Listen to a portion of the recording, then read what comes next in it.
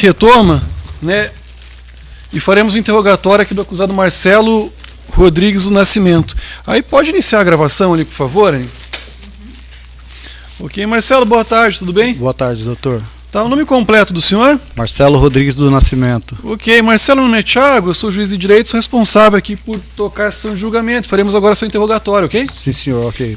Tá. O atual endereço do senhor qual que é? Hoje eu estou preso, né? Tá. No CCP, lá na Casa de Custódia Piraquara. Tá, mas na eventualidade do senhor ser liberado hoje, ou então quando vier, né, alcançar a liberdade, onde é que eu posso encontrar o senhor? Rua Astorga, bairro Sítio Cercado, 1123. Tá ótimo. A sua profissão qual que é, Marcelo? Sou eletricista montador. Tá, você já disse que está preso hoje, né? Sim, há quanto tempo? Preso, já há 9 meses e meio. Tá, e quando estava em liberdade, o senhor estava empregado? Sim, senhor, estava empregado. Tá, em média o senhor ganhava quanto por mês?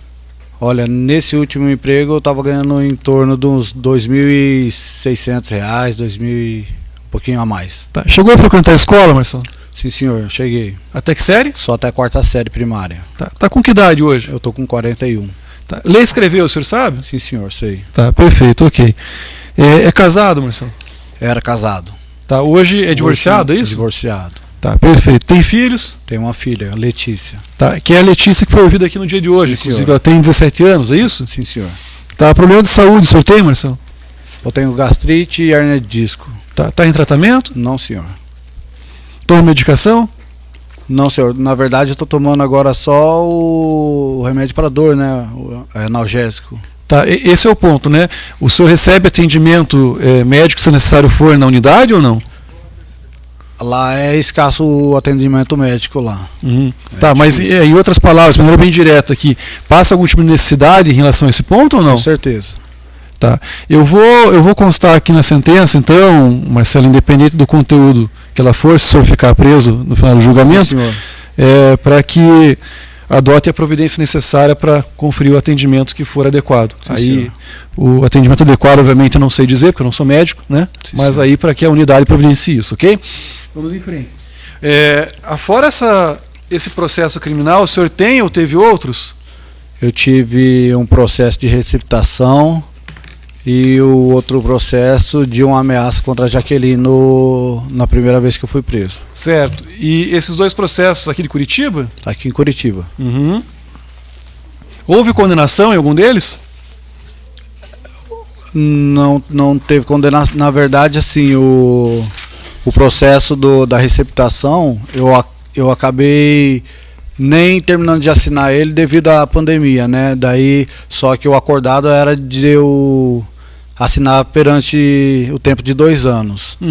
E aí que no fim, na pandemia agora, acabou que eu acho que foi extinto, não sei. Eu fiz essa pergunta porque a anotação que eu tenho é que em relação ao crime de receptação, o senhor foi condenado com trânsito em julgado, né? Está ou deveria estar, quando estava em liberdade, em execução de pena, em cumprimento de pena. Sim, senhor. O senhor não sabe esclarecer se é isso mesmo? Não sei esclarecer. Tá ótimo. Em relação aqui à acusação, o senhor tem conhecimento?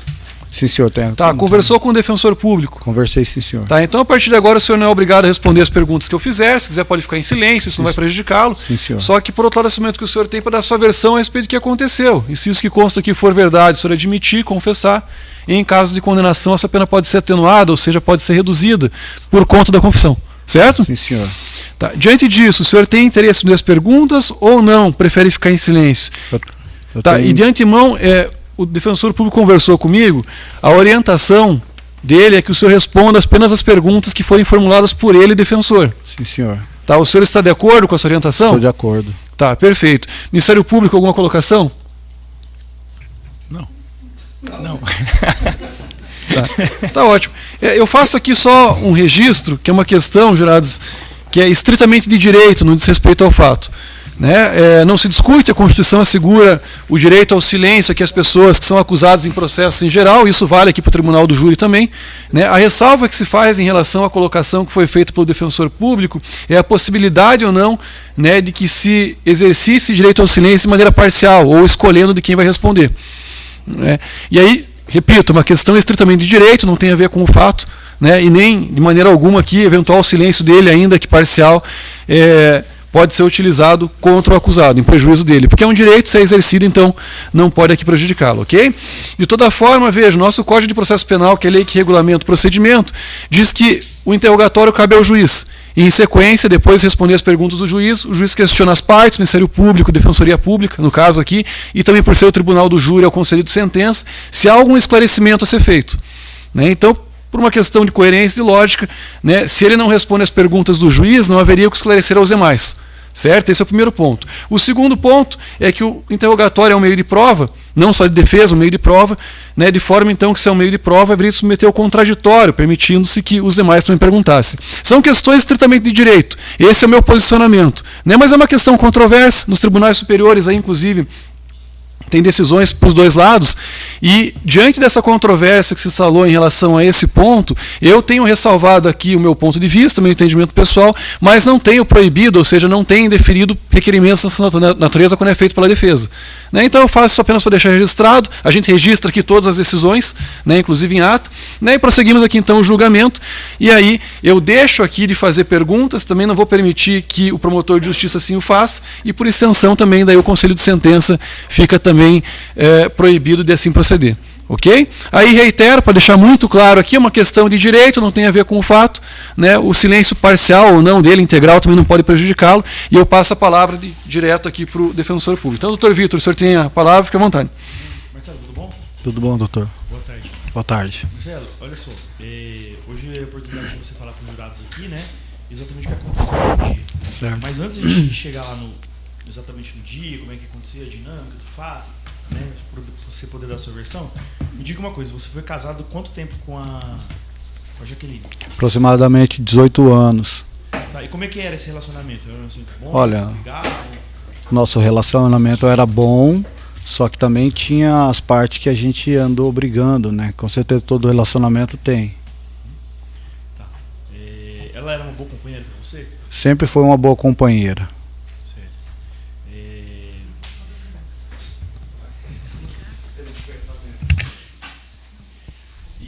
Marcelo, nesse período aí que vocês tiveram relacionamento, você teve problema com o uso de drogas, de álcool?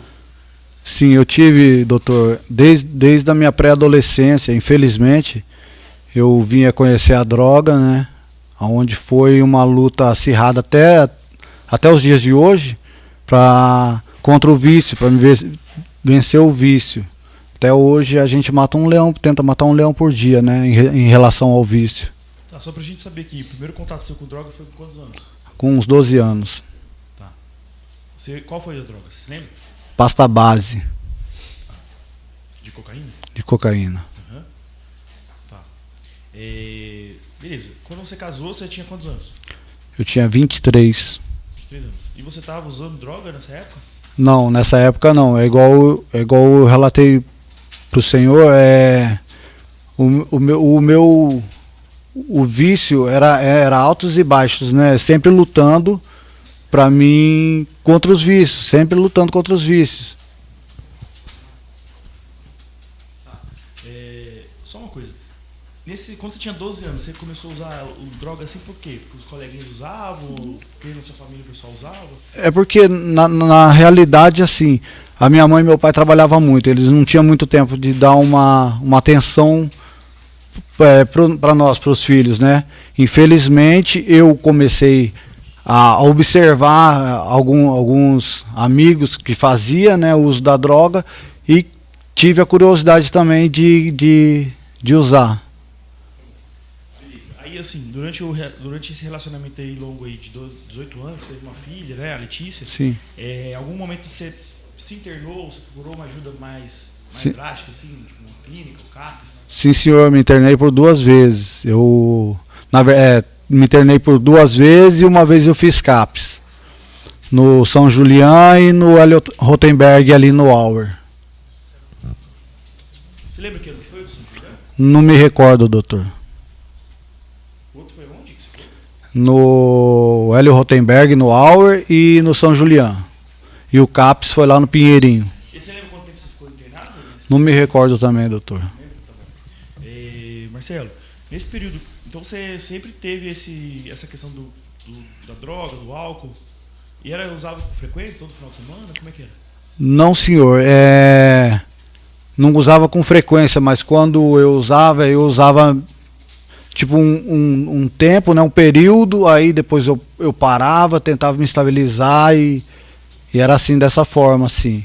Só que tinha um período que eu ficava mais tempo usando droga. Tá, e nesse período que você usava droga, você ficava violento com a Jaqueline? Não, porque até porque a droga que eu usava, ela gera, não sei se para quem conhece e já ouviu falar, já sabe que o crack ele gera um certo pânico na pessoa, né?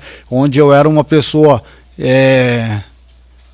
que eu tinha medo, eu tinha mania de perseguição, então durante esse tempo aí eu não era agressivo.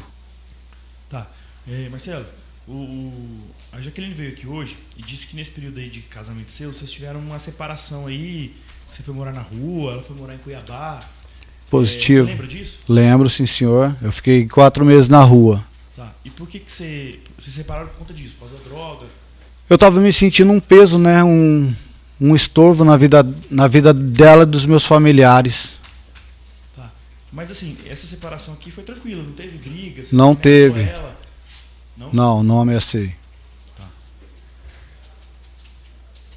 Beleza. Olha só, antes do fato que a gente está analisando aqui hoje, lá no dia 22, acho que de abril de 2022, você foi preso por uma questão de ameaça à Jaqueline, né? Sim, senhor. O que aconteceu nesse dia? Conta pra gente.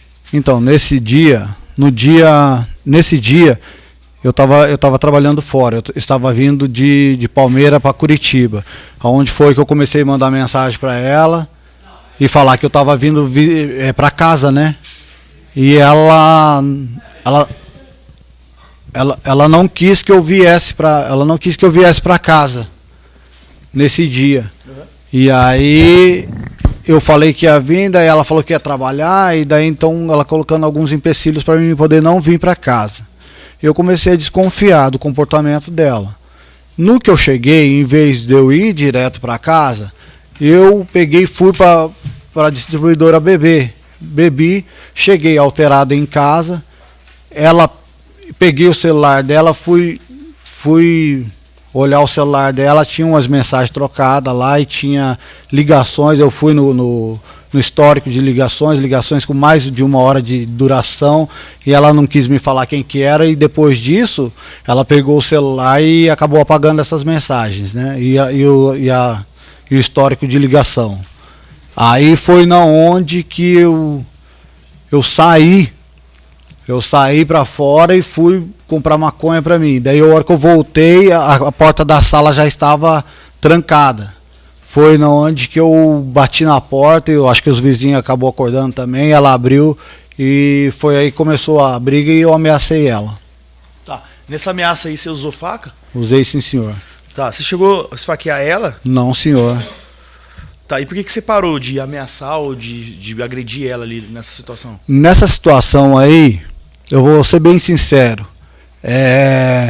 Eu ameacei ela e na mesma hora eu peguei e tirei, porque eu não cheguei nem muito perto com a faca, né, na verdade. Depois eu já tirei a faca e coloquei no meu pescoço. Foi na onde que a Letícia começou a chorar e pediu para mim parar. Aí eu peguei e larguei ali e fui tomar banho, que eu percebi, eu acho que eu caí em si, que eu estava muito mal. Aí fui tomar banho. E nisso foi na hora que os policiais chegaram, eu estava no banho.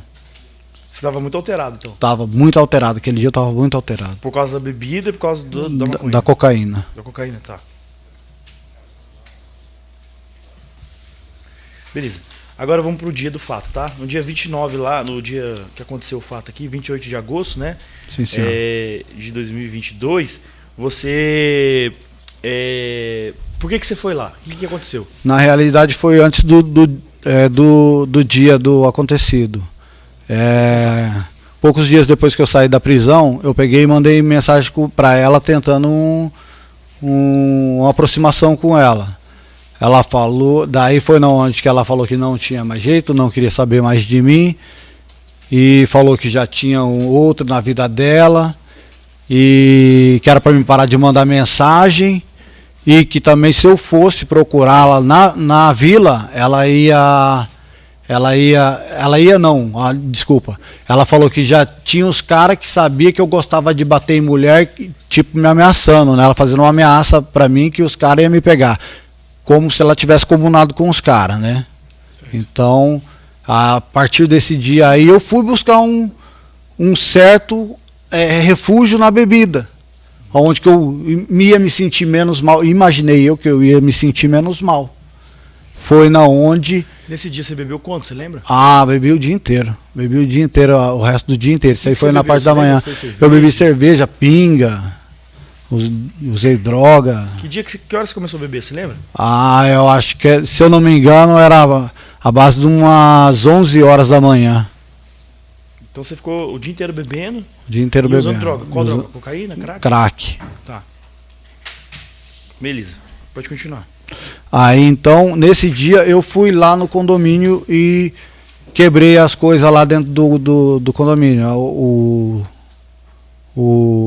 As portas lá do armário? As portas do guarda-roupa e o liquidificador. Aí fui embora. E nisso eu comecei não sei se a criar uma paranoia na minha cabeça, devido também a essa ameaça que ela fez. E eu estava me sentindo um peso, depois de uns 2 dias já mais ou menos, eu estava me sentindo um peso na casa da minha mãe e o estorvo também. E eu estava me sentindo mal na casa da minha mãe. Aí eu resolvi ir para casa de um colega meu lá e liguei para ele, pro Alex.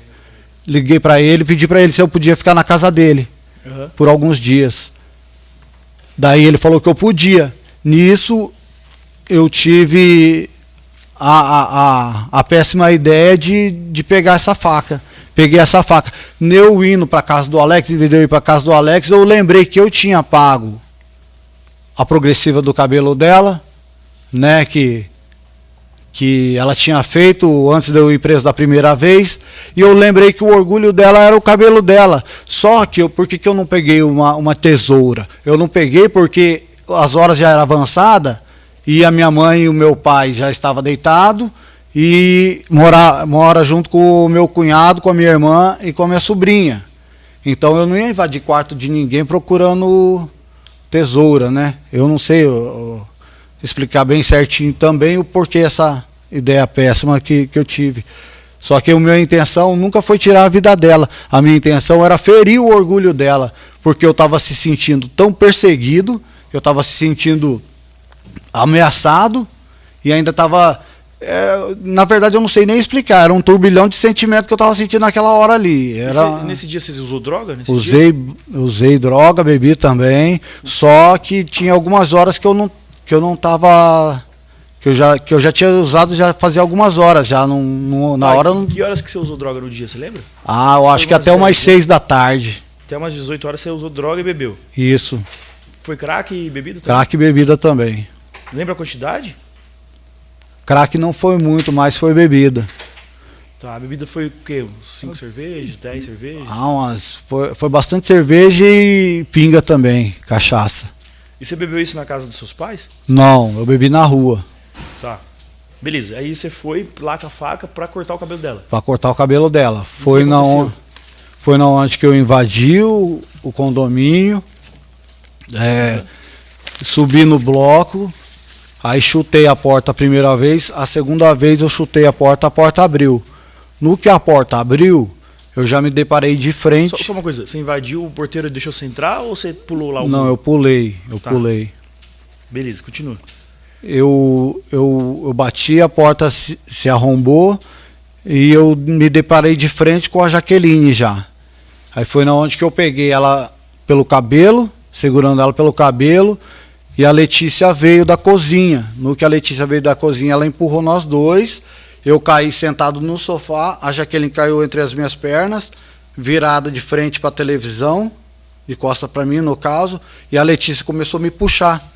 Começou a me puxar, e eu falando para ela que ela só queria cortar o cabelo dela, e daí eu peguei e apoiei o pé na Letícia, empurrei a Letícia com o pé. No entanto que tem, né, o processo de vias de fato contra a Letícia, Então eu empurrei a Letícia com o pé, a Letícia caiu, no cair ela levantou e foi para a porta da sala gritar por socorro. E foi na hora que a Jaqueline falou para ela que eu tinha acertado a facada nela. Aí a Letícia veio correndo, só que daí eu já olhei, já vi a mancha de sangue no chão, a poça de sangue no chão. E nesse exato momento eu já larguei a Jaqueline. E daí a Letícia veio e se jogou em cima de mim, e eu peguei, larguei a faca e já fui saindo. No que eu fui saindo, a Letícia tentando me segurar. Aí quando chegou lá embaixo, lá no térreo, já tinha algumas pessoas lá e tentaram me segurar. Foi na onde que eu peguei e falei que não precisava de me segurar, que eu ia esperar a polícia chegar. Peguei e fui pro fundo do condomínio, sentei lá na frente do outro bloco e fiquei aguardando a presença da guarda municipal. Tá, ô Marcelo, só uma dúvida. Nessa hora que você entrou, que você puxou o cabelo dela assim, que horas que foi que você acertou ela, você lembra? Não me lembro na hora que eu acertei ela. Porque a realidade é o seguinte, se eu tivesse no intuito mesmo de tirar a vida dela, eu tinha feito. Porque na hora que eu já me deparei de frente com ela, a hora que eu arrebentei a porta, eu já poderia ter desferido golpe nela, se fosse a minha intenção de matá-la. Certo? E teve também o episódio onde que eu empurrei a Letícia, que a Letícia, em vez de voltar e continuar com aquela luta corporal, a Letícia foi até a porta da sala. Entendeu? Então, se eu tivesse o intuito de tirar a vida dela, ou provocar algum outro ferimento mais grave nela, com certeza eu poderia ter acertado em alguma parte vital do corpo dela, né? No pescoço. Então, assim, para os jurados entenderem, você foi lá meio que na paranoia para cortar o cabelo, não para matar. Não para matar. E você, depois que viu o sangue, soltou a faca. Eu soltei a faca. Ficou lá na sala. Exatamente. Tá. Que foi a faca que foi apreendida, né? Sim, senhor. Beleza.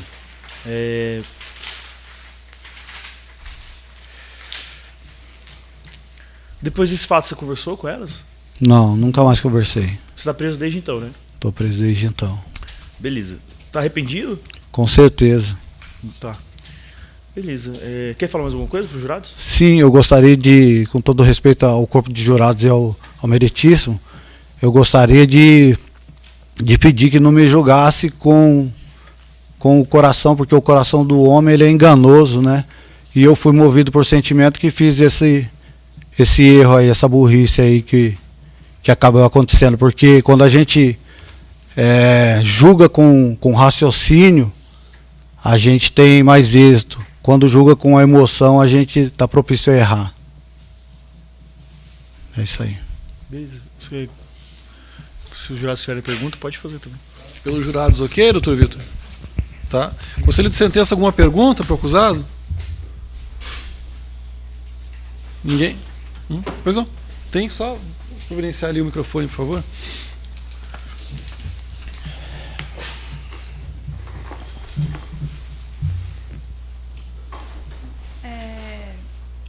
O senhor disse que não tinha a intenção de matar a sua mulher. Uns dias antes o senhor tinha invadido a casa dela. Não, quando foi o primeiro episódio que foi com a faca, que você prensou ela na parede, você também não tinha intenção de matar ela? Não tinha. Uma que eu não na verdade eu não tenho nem coragem, né?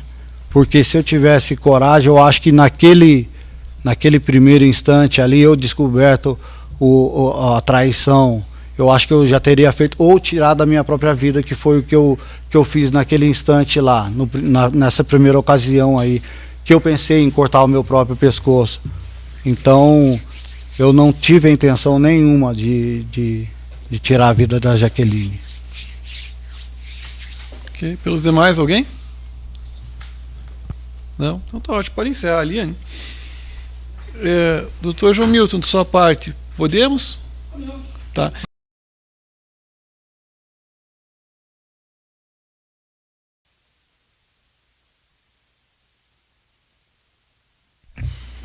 Pode falar.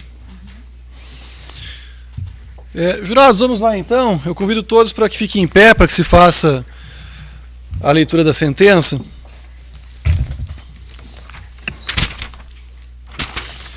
Marcelo Rodrigues do Nascimento, realizamos aqui no dia de hoje o julgamento da acusação que foi formulada contra o senhor.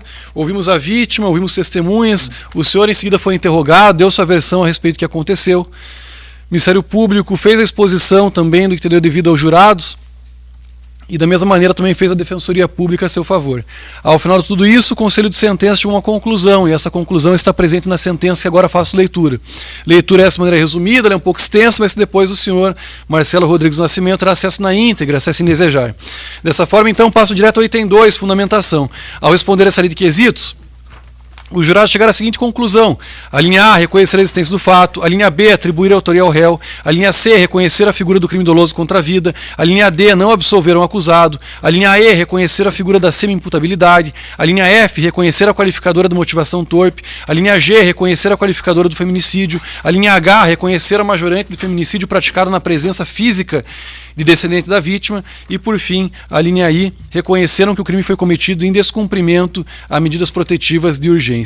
Item 3, dispositivo. Diante do exposto, em atenção à ação do Conselho de Sentença, julga-se procedente a acusação, a efeito de condenar ao acusado, Marcelo Rodrigues do Nascimento, pela prática da conduta prevista no artigo 121, parágrafo 2º, incisos 1 e 6º, cumulado com parágrafo 2º-A, inciso 1º, e também parágrafo 7º, incisos 3º e 4º, tudo na forma do artigo 14, inciso 2º do Código Penal. Reconhecida também a figura da semi-imputabilidade, com previsão no artigo 26, parágrafo único, também do Código Penal. Item 4, dosimetria da pena. Eu dispenso aqui a leitura integral de seus fundamentos, passando direto à pena definitiva, hora fixada em 24 anos e 6 meses de reclusão, em regime inicialmente fechado. Dispensada a leitura dos demais itens, deixo apenas consignado que se mantém aqui o decreto preventivo já vigente, bem como também se ordena o início imediato do cumprimento da pena, isso em função da soberania que se reveste às decisões do Conselho de Sentença do Tribunal do Júri. Curitiba, plenário do Tribunal do Júri, dia 15 de junho de 2023. Doutor João Milton, pelo Ministério Público, alguma consideração? Doutor Vitor, Defensoria Pública. Tá. Dessa maneira, então, agradecendo aqui a presença de todos, o Ministério Público, a Defesa, servidores, a escolta policial, o serviço terceirizado, em especial o Conselho de Sentença, os jurados, de igual forma também o acusado, o público que nos acompanha pela internet, aqui também presencialmente, na ausência das considerações do por encerrada a presente sessão. Eu agradeço. Obrigado.